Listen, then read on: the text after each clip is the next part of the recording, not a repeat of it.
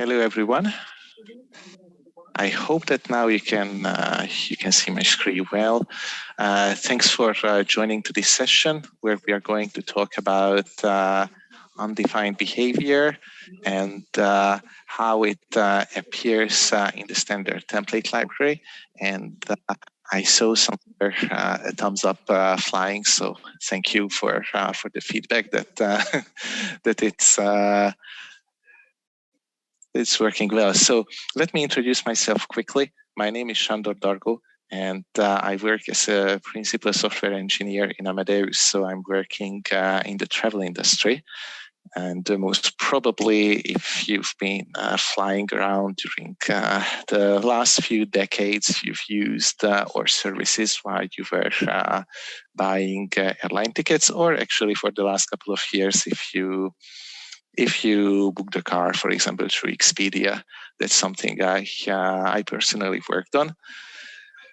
I spend a lot of my free time writing, mostly my blog. You have the link there. Please check it out. I mostly write about C++, or some more generic issues in software development, and of course about the books that I read. Before COVID, we used to be kind of passionate travelers. We are still trying to find our way back into traveling, and we try to do that with our two lovely little kids who also grow up with this traveling mindset. But this is more than enough about me. Let's have a look at the agenda. What are we going to talk about today?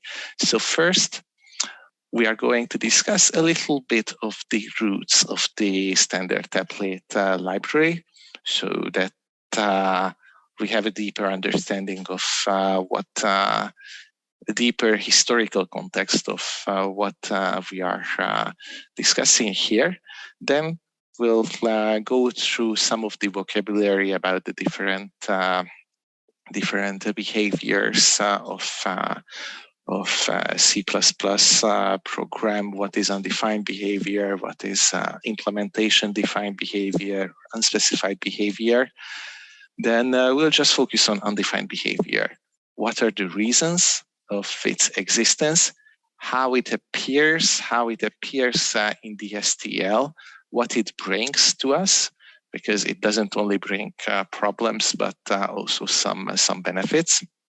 We'll see what are the different types, what are the different root causes of undefined behavior in the STL. We'll see quite a few examples, a little bit including C++ 23, and we'll discuss briefly at the end what can we do about all this, how can we limit the undefined behavior appearing in our code. If you have questions, feel free to ask here in the Zoom Q&A. I try to keep an eye on it. If you ask anything in Discord, that's something I don't see right now. I will check it afterwards. And again, if we have no time for Q&A at the end, I'm happy to stay around. So let's start with the roots of the standard template library. So Alexander Stefanov, he had a dream already in the 70s, but he had no language support. He wanted to create a generic library with some generic data structures and generic programming, and he was greatly influenced by some works that were done in the 70s in the field of functional programming and generic programming, but he had no language support back in time to implement what he had in mind. His first real attempt was in the other language in 1987, when he was working in the famous Bell Labs, and well, he wrote some generic algorithms, some generic data structures, but he couldn't compile it because Ada was not Ada was not providing all the necessary language features that he needed to implement what he wanted. He already had a look in 1987 at C++, but C++ was not there yet either. So, well, not because of this, but he moved to HP, and he continued working on generic algorithms. And by time he turned more and more towards C++, and in 1993, friends of his asked him to include in the standard library what he was working on.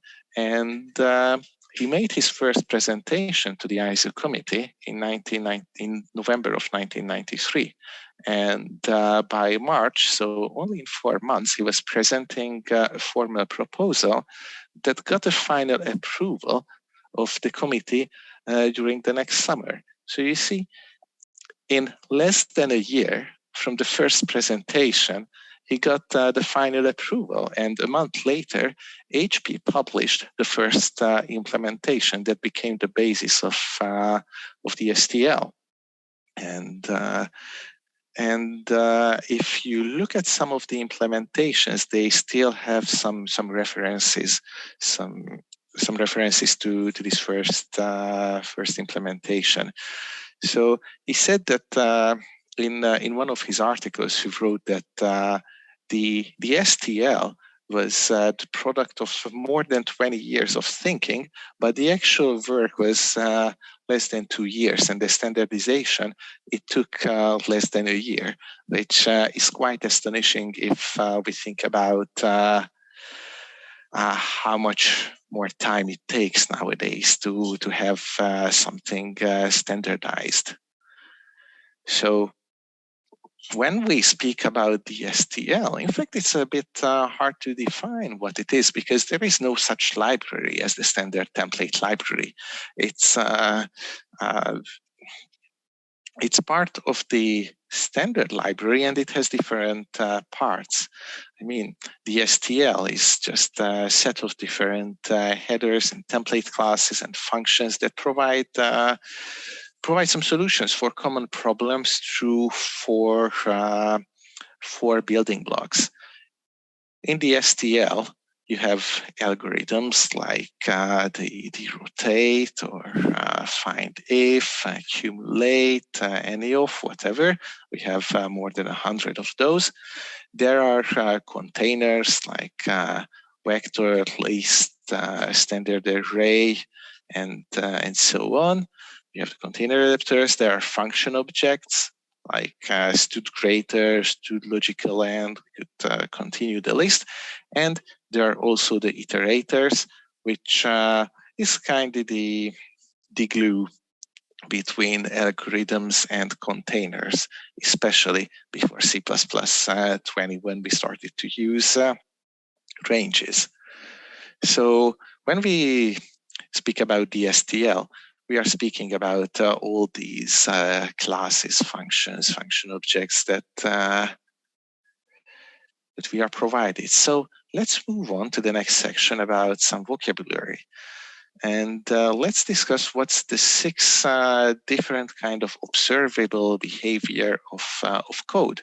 So on the left side, you will see those that we are not going to discuss today, like a guaranteed behavior, ill-formed behavior, ill-formed, no diagnostic required. We leave them aside for today, and we are going to discuss briefly unspecified behavior, implementation defined behavior, and we are going to discuss in detail undefined behavior. So let's start with unspecified behavior. In this case, well, as the name suggests, rules are not specified by the standard. It doesn't say that, it doesn't define that in certain circumstances what should happen. And when we speak about unspecified behavior, even the implementation the different compilers, the compiler developers, they don't have to document it. You might not find an answer for some of these problems below that we are going to see. So you might encounter between different compiler versions and different compilers, you might encounter different results sets. They are all valid, and they will not cause any crash.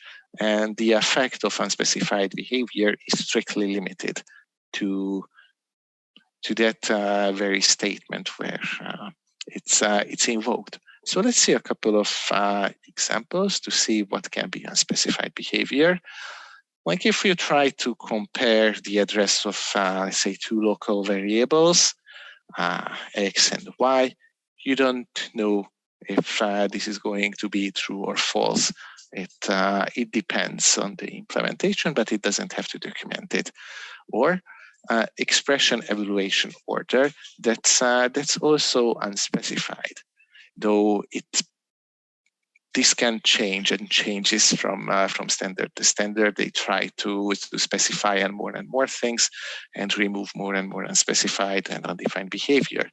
So in this example, what you can see is that in our main, we try to print the result of add, where the first parameter is the output of left function call, and the second one is the output of right.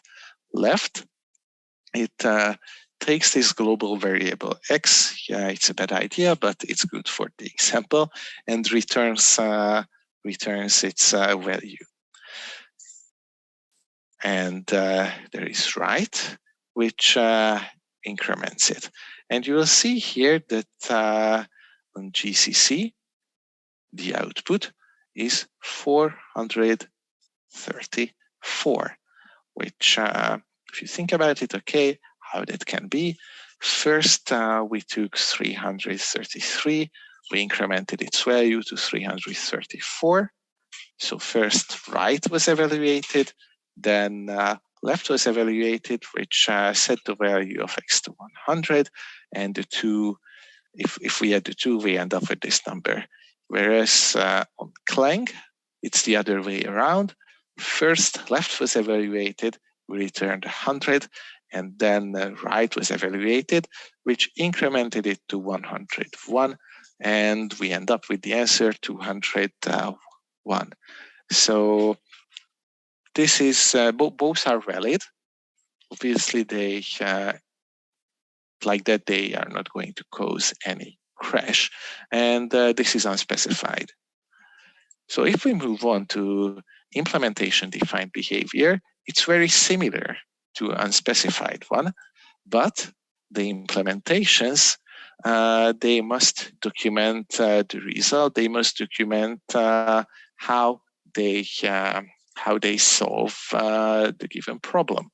So to see some examples, and here we are moving out for a bit from the world of C++. If we move to SQL, the order by on null values is implementation defined. Some implementations will say that when you order by nulls come in the beginning. Some other will say that, okay, we'll always end with the null values. And you can actually find the answer for that in the documentation all the time. But if we move back to C++, for example, the default integer types, they are also implementation defined behavior. And I brought a third one that was kind of surprised me when I first read about it, is that the number of bits in a byte is not necessarily 8, is implementation defined. And when I read about it, honestly, I didn't even believe it, but I checked the standard, and here is what the standard says. A byte is at least large enough to contain any member of the basic execution character set and the 8-bit code units of the Unicode UTF-8 encoding form, and is composed of a contiguous sequence of bits, the number of which is implementation defined. So actually, it It might be more, it might be even 9, but back in time, it could even be 7, depending on how the different compilers, how the different environments defined the meaning of a byte. And now we are moving to undefined behavior, and this is dangerous. If you break those rules, if you go to, let's say, to these unruled territories, then everything is possible. Like for the implementation defined or for the unspecified one, we said that well, the effects are strictly limited to that very statement. It's not the case for undefined behavior. Anything can happen to the entire program, and the compiler owes you nothing. As soon as you introduce undefined behavior, you cannot rely on it. It might crash in some random ways. Maybe it will remove the compiler might remove complete execution path from the compiled code, and it just skips functions that have undefined behavior in it, and then you don't understand what's going on in your program, and that can also lead to logically impossible results. Now, there are some great talks where they say that okay, so you introduce undefined behavior, and maybe even your disk will be formatted. I haven't seen that, luckily, but I'm sure you can even invoke that somehow. So let's see a couple of examples here. If you access uninitialized variables, that's undefined behavior, and anything can happen. Or a famous one, if you delete an object through a base class pointer without a virtual destructor, then you also have to face with the results of undefined behavior. On a purpose here, I didn't mention anything that is strictly related to the STL. So why does undefined behavior exist? You might ask, if it's so bad, if it's so dangerous. So it originates back it was originating back in the C word. And if you think about C, it's just a bit higher level of assembler, and portability was the most important thing that you could imagine. And the different vendors, even before standardization, they started to implement things in different ways, and by saying about things that, okay, let's keep it undefined, you made sure that all the existing, or at least most of the existing behaviors are acceptable by the standard. So it really is the portability. And in certain ways, we'll see it can even make some APIs shorter. If we can say that if you don't adhere to the rules, then you have to face undefined behavior. It definitely can simplify the implementations, which often leads to performance optimizations. And nowadays, probably that's the most important aspect of undefined behavior, that it lets the implementers decide what to do, how to do, and how to make the performance better in most cases, because that's what we mostly care about in C++, right? Performance. So what benefits does undefined behavior bring to the STL? Well, you will see that somehow it shortens the APIs, but it doesn't really matter anymore with the ranges. But definitely the implementers have certain level of implementation freedom, and they can work on improving the runtime performance that we are going to see just in a few slides. So let's see a couple of root causes of undefined behavior in the STL. When you are pointing beyond the limits of a container, in most cases, you will get undefined behavior. As we'll see in the STL, it's very rare that you get exceptions. It happens in certain cases, but it's rare. You might get some undefined behavior if some data or some valid data is missing, or if you pass invalid iterators or even inconsistent iterators to an algorithm. That's I found that latter one quite funny. And when you deal with unsorted data, when the algorithm or the data structure expects you to send in sorted data, then you also have to face the consequences of undefined behavior. And there are some others that we are going to see. Let me check the time. Okay, we're still on time. So let's see what happens when we go beyond the limits of a container. So let's take the offset operator and the add method as an example, which you might encounter with the vectors, arrays, maps. So one of the ideas behind C++ is that you should only pay for what you actually use, what you want to use, and you don't pay for anything else, because we try to keep the performance the best as possible. It means that, for example, when you use the offset operator with with anything, with any index, there are no bound checks.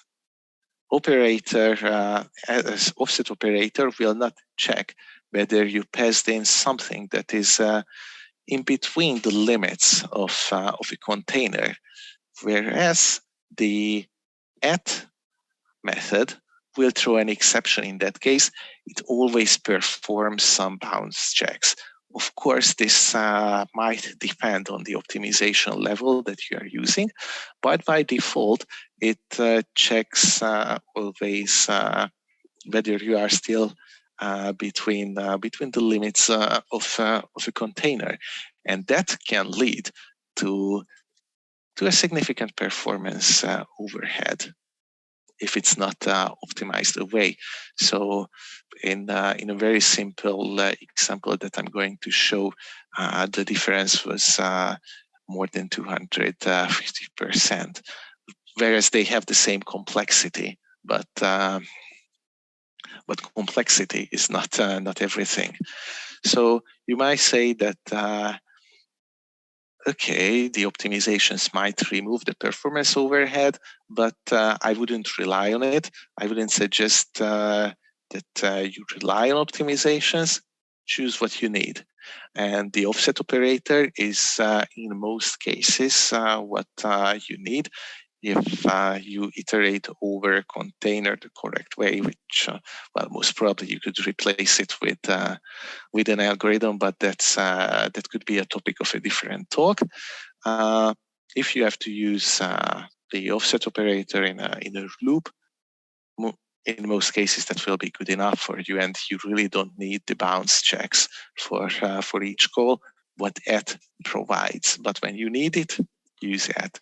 So I made some benchmarks with quicksort algorithm, and I implemented it once with the offset operator, once with the add method, and you see that the difference was quite big. More than the offset version was more than 2 times faster, almost 3 times faster than the other one with the add method. But interestingly, when I turned on maximum optimization, that pretty much went away, and there was a much smaller difference, actually to to the advantage of add, but I think that if I ran it more times, this would have been equalized. But here you don't have a very significant difference, whereas here it's more than 3 times. And that's because the offset operator doesn't use bounce checks, whereas the add method does it. And if we move on this logic, we can have a look at stud span, which doesn't do any bounce checks either. It's just a simple wrapper without any bounce checks, and it doesn't even have an add method, so you don't even have this built-in option to do the bounce checks.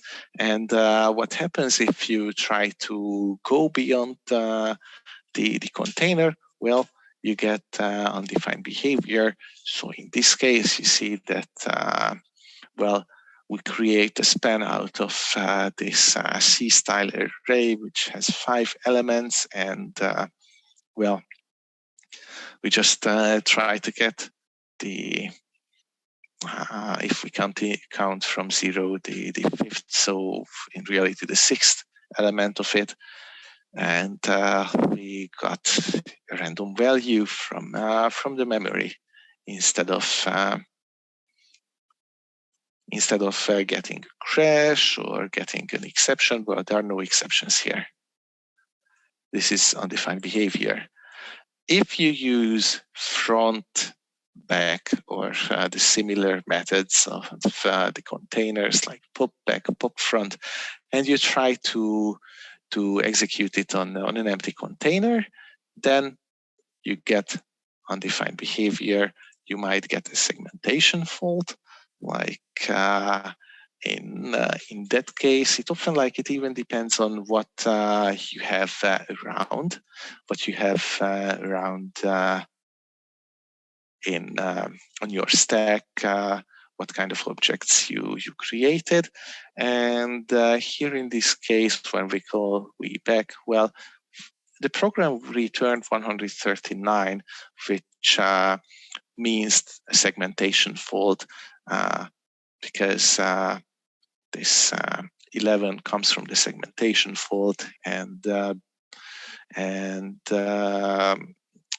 you got this default error 128 plus 11 that is 139. So you can with that you can find out what the error is about.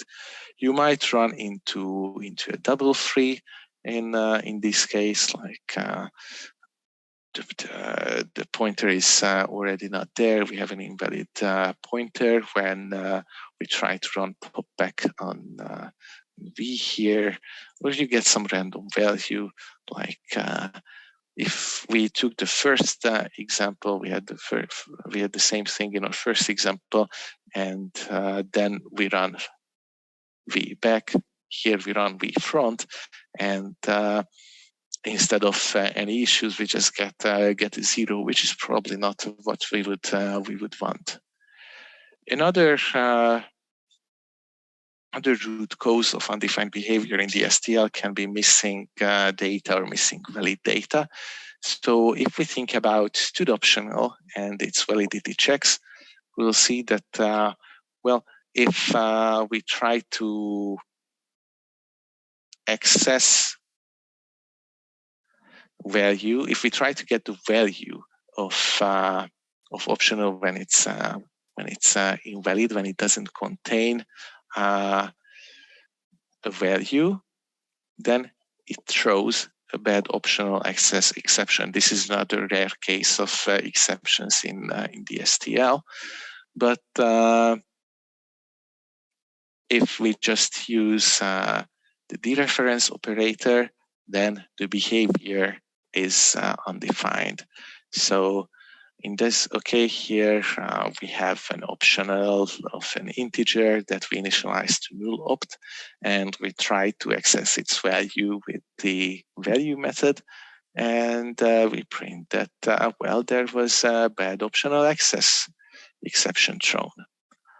But if we just try to dereference it, then we get something. In this case, we get 0, but it could, well, it's not guaranteed that that it would be 0 all the time. This is undefined, and just going back here, that's something very important to remember and to take away, that in case you observe some behavior and you see that, okay, if I dereference null opt, then the null opt of an integer, then I just got a 0, so I will use it like that.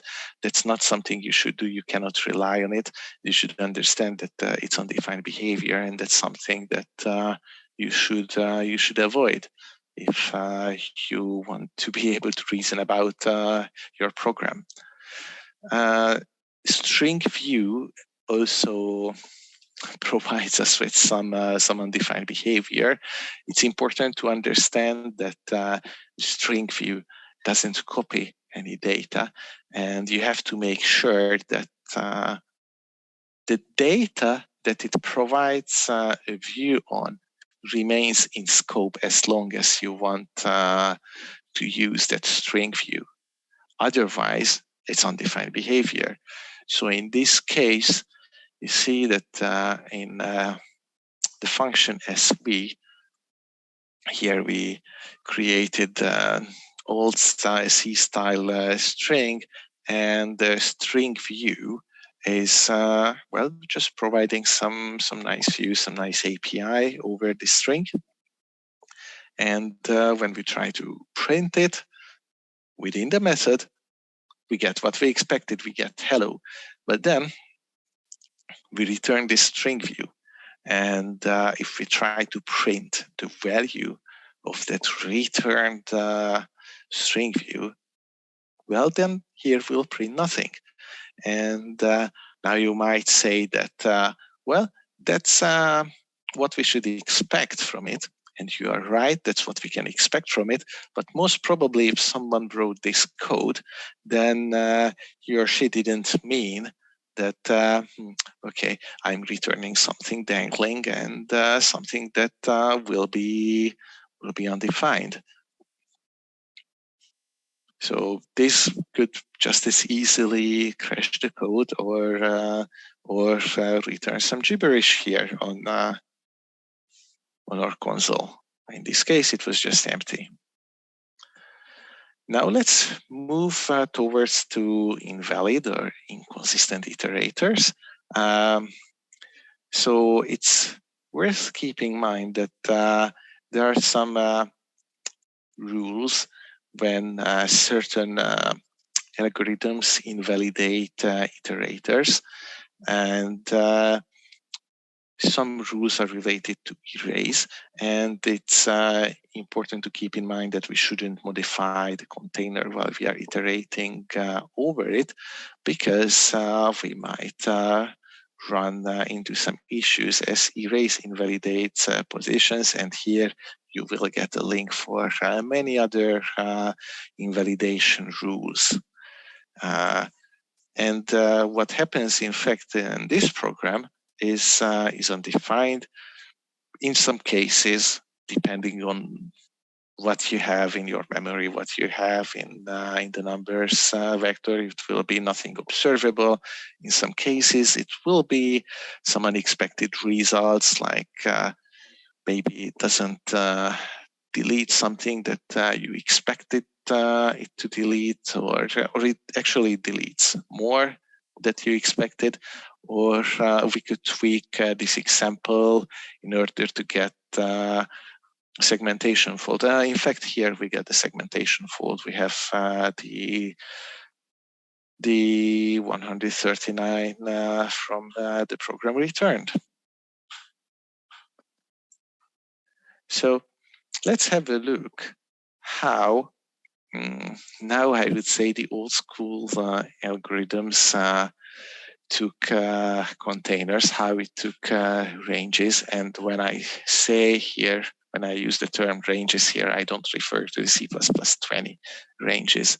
So you can see here is that we used to get, So if we take this transform algorithm, okay, it has an optional policy, but it takes two input containers and or two input ranges. And the first input range is defined by two iterators, first one and last one. Here the colors mismatch a bit. And then it takes another range. But that is defined only by one iterator, first two. You don't have to define the end of the second one because transform and other algorithms, they assume that the second one, in case there is a second one, will be just as long, or it will be at least as long as the first container is, as the first range is. Otherwise, the behavior is undefined. So there are, as we saw that there were no bound checks at the offset operator, here there is no length checks for the different input containers, and this both helps to gain some time, and it lets the coder to ensure that both containers are big enough, and it also leaves us with a bit shorter API. And then here we have the output iterator, which is also defined, or the output range is also defined only by one iterator instead of two, and it's up to the programmer, the caller, to ensure that the output will be big enough. So if you don't respect these rules that we discussed here, many funny things can happen, because as mentioned, algorithms, they don't validate these container ranges. So what happens here in the first case? We have two containers, numbers 21, numbers 22. I just came up with some bad names, which is often the case in different code bases. Names that are not really distinctive, names that are quite close to each other. And in the copy if, we want to copy into copied numbers all the odd numbers of probably of the first container, or maybe of the second, we don't know, but I made a typo here, in this case on purpose, and we go from the beginning of the first container to the end of the second one. And if we print the results, well, we'll see that actually we get all the odd numbers from both containers, which, by the way, is not a vector, but an initializer list here, the input containers. And well, the ranges might be combined like this. I don't imply that they should be. No, they should not be. Don't trust that this worked here, but it's possible to have some, should I call this meaningful? Well, let's say to some results that are meaningful up to a certain level. But different types work differently. If we use here not an initializer list, because if you remember here we used auto, and the type of this initialization list was deduced as std initializer list. Here, if we say that we want to, we accidentally combine these vectors, now we have something more strange. We have 1, 3, that's fine, then 33, and 3 and 5. And if actually we would just copy everything and we wouldn't do a copy if, copy if a number is odd, but we'd copy everything, we'd also see a bunch of zeros that, that we can found between these two vectors allocated in the memory. But you might get some even stranger results, like if you use list. Well, depending on what kind of online compiler you use, here I used Compiler Explorer, and it returned 137 error code, which is 128 plus 9, and it indicates that the program just took up too much memory. But if you use something else, it will also print a bunch of strange numbers. So at least the container types cannot be combined. Here we try to combine a vector with a list, and both are containing integers. And the compiler will tell us, okay, that's not something you can do, because the type of the iterators are different. Because in all the previous cases, the two iterators defining the input range were of the same type, but an iterator doesn't tell you which variable, which container it points to. So it doesn't tell you that, but it tells its type, and you cannot mix types. You cannot mix the container types, and you cannot mix the contained types either, because a vector of an integer, the type of int vector is different from a type of an unsigned int vector. So luckily you can do this. I mean, in no sane circumstances you would want to do this, but at least you cannot even do this by chance. Okay, but you can still kind of combine these types. Now let's say that you use your awful variable names and used it in some big code bases, and you didn't have extensive testing, and somehow the results made a certain sense.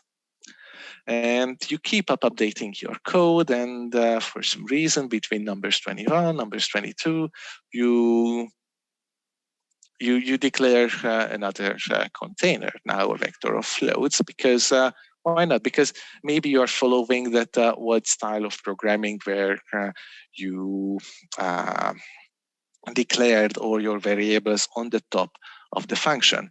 Actually, there were like programming languages where this was mandatory, and you didn't have another option. You started with those. Like back in time in elementary school, we were playing around with Pascal, and if I remember well, there it was a must. And maybe you got so much used to it that you just still keep doing it. And now we have a different container between numbers 21 and numbers 22, and the algorithm, the code with the copy will still work.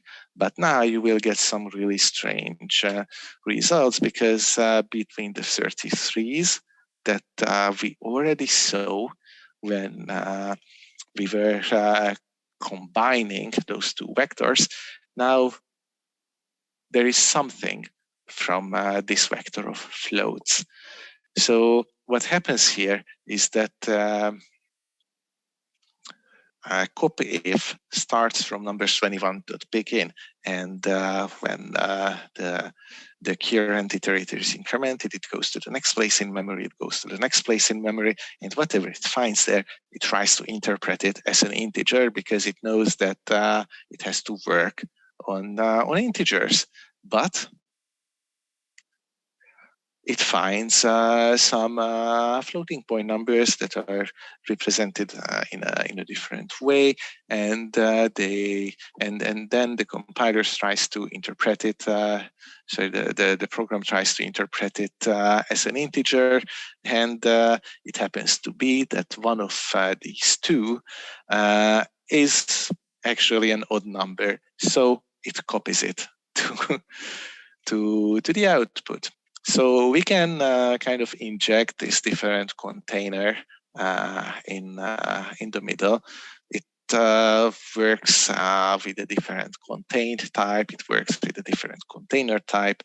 Now you see that if we do that with a list of floats, then well, we got some even more strange outputs here.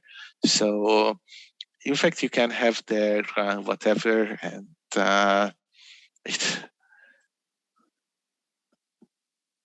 it will be interpreted in a certain way. But that's not really what you'd want there. And I also mentioned that the first. So if there is an algorithm like transform that takes two input ranges, it really expects that the second one is at least as big as the first one. And in this example, I didn't respect this rule.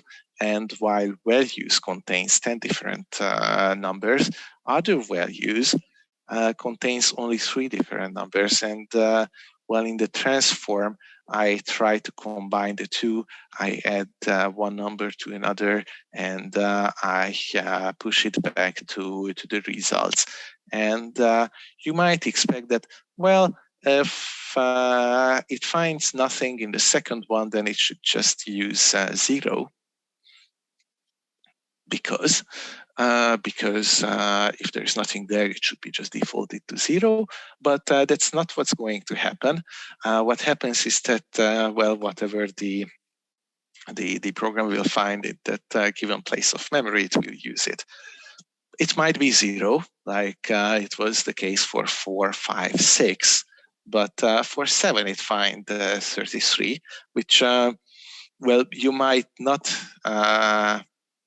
recognize if you don't have some very extensive testing, because it's still something within normal ranges. But then you see that, for example, 9 is combined with a huge number, and that if it gets uncode, maybe it will really derail your program, or it can actually lead some loss of money, for example, or it could be a problem for the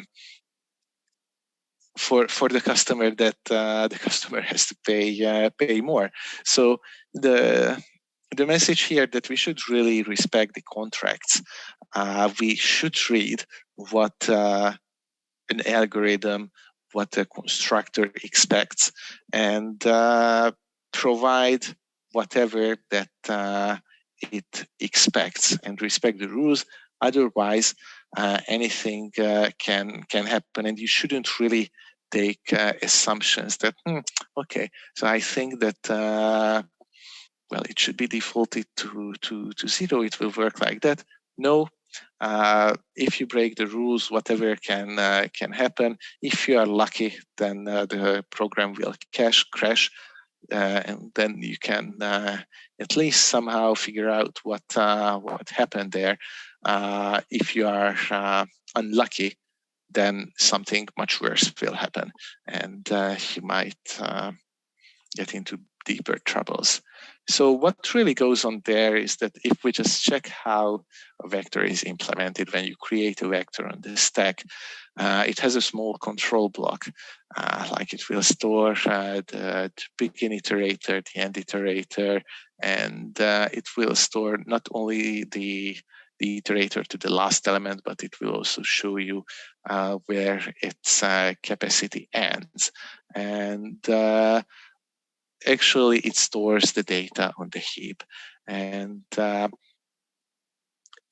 what happens when you iterate over the vector is just that the iterators are simply advanced by 1. And sometimes it will just advance to the next container. Sometimes, depending on what you do, well, it will go to other territories that you have no idea about. But okay, even the next container is something that you most probably don't expect. And by the way, when it's on the heap, so MV and capacity and my other vector 0 are not necessarily next to each other. In fact, in most cases, most probably they won't be next to each other. And so algorithms, they don't validate ranges, and you will get no explicit error message in these cases because how iterators are, it just doesn't make it possible. You might get a compilation error if you combine the different types, but otherwise you might get some runtime errors or just some strange results. Or maybe in some cases you won't even see the strange results because the numbers are just like that or the values are just like that. Well, that's undefined behavior. So let's move a little bit to unsorted data. So here, we try to run a binary search on a vector of integers, 1, 54, 7, 5,335, and 8. And it finds 7 at position 0, which is not the case. But we forgot about one thing there, is that binary search already expects that the input must be sorted. There is this so-called sorted range algorithms, and there you must pass in a sorted container. Otherwise, the result is undefined. And you see, when you get 0, you just might take it as a valid result if you forgot about sorting numbers in the beginning. And you might think that, okay, but binary search, well, it should take care of sorting my numbers because I want to run a binary search. But it would also mean that it sorts already sorted algorithms, and you would have to pay more when you already provide something sorted.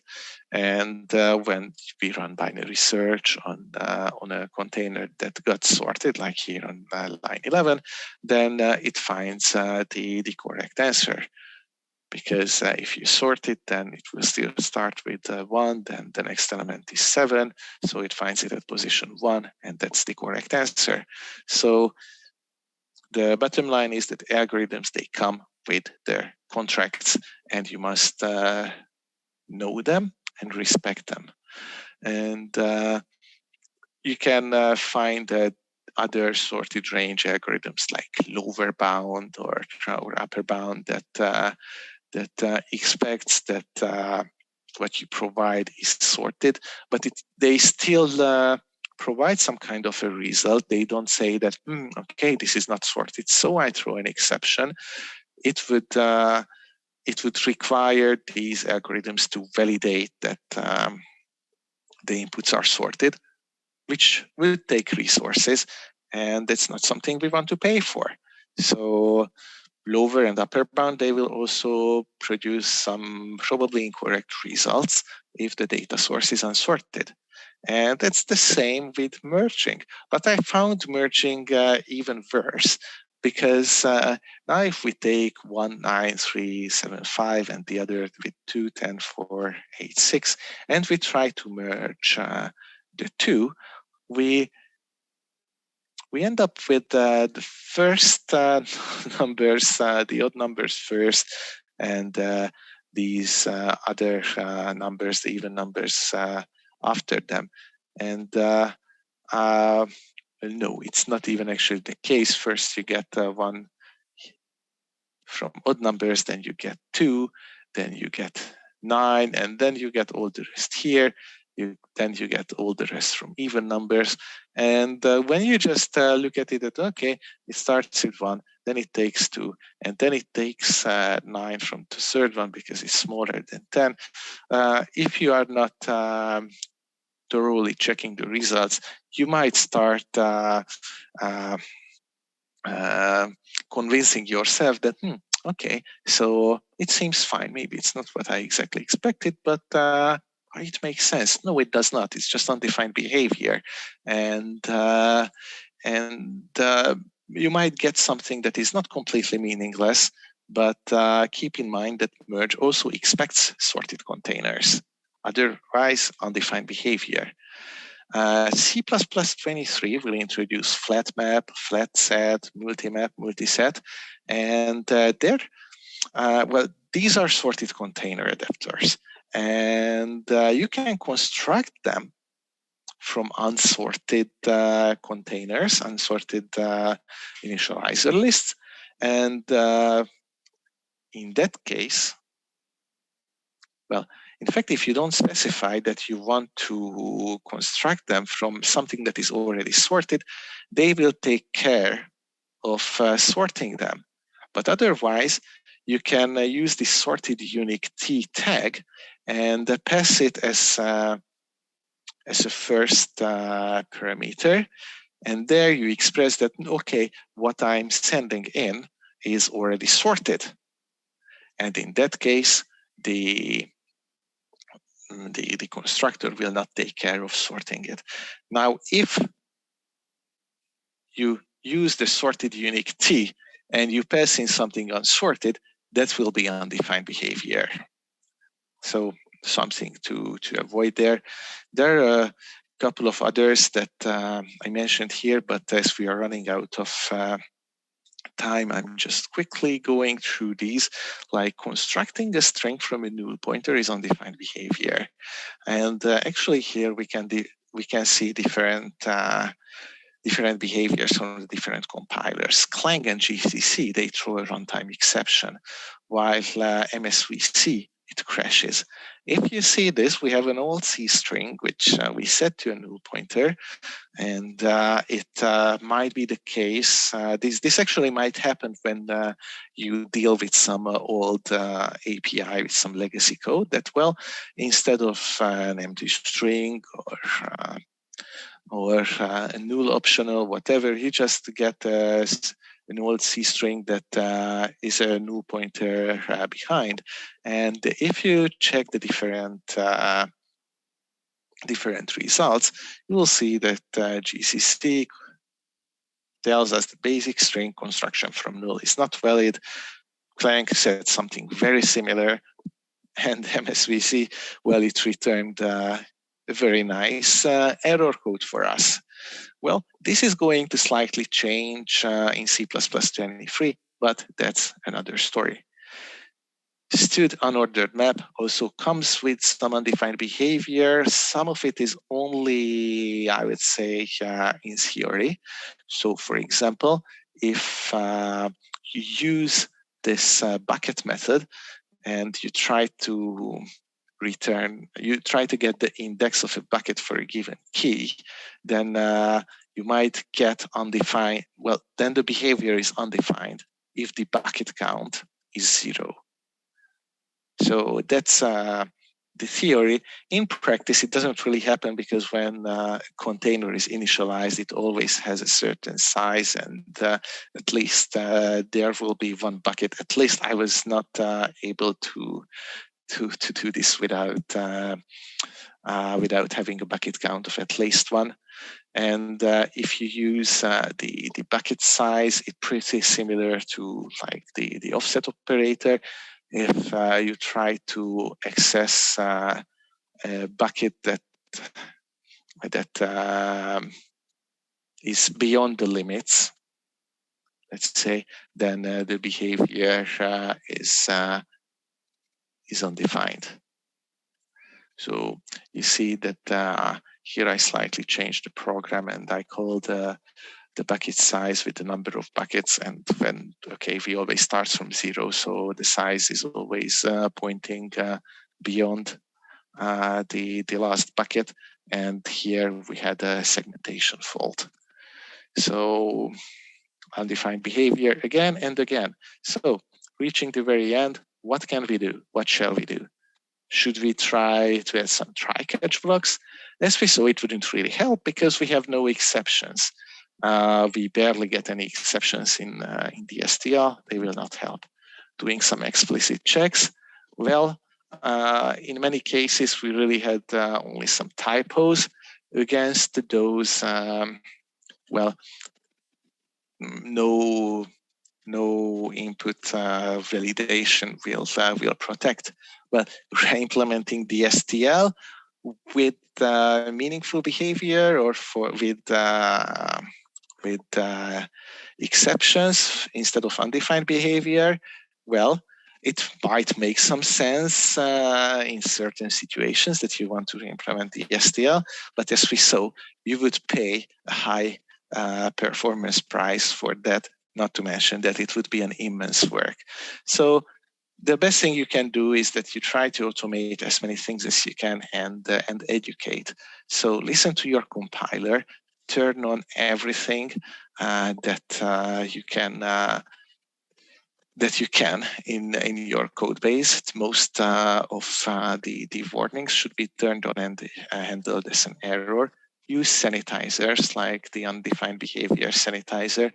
Most of the UB will be caught by these sanitizers.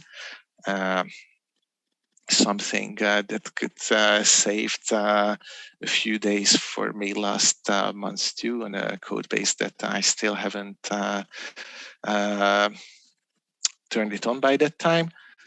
Try to use interfaces that are hard to misuse, which is not always the case with the standard generic algorithms. And follow some good coding and naming guidelines, because some of the errors that we saw, some of the runtime issues that we had could have been avoided by following the correct, by using good names. It would be really striking that you cannot you cannot sanely combine, I don't know, size of cars and ID of cars vectors, if we had some better names. And you really have to take the time when you use something from any library, including the STL, to understand what it does and understand the concepts behind, the contracts behind, and respect those. And when you learn something that is you find interesting, share the knowledge. That's always the best you can do for yourself and for your team. So just to conclude, the STL is full of undefined behavior, and it's by design. And with that, we can get better performance. With that, we can sometimes get even some nicer APIs. We have to respect the contracts, what the STL or any library imposes on us. It's up to us to learn about them. And by automating and educating, we can significantly reduce the possible bad effects of undefined behavior.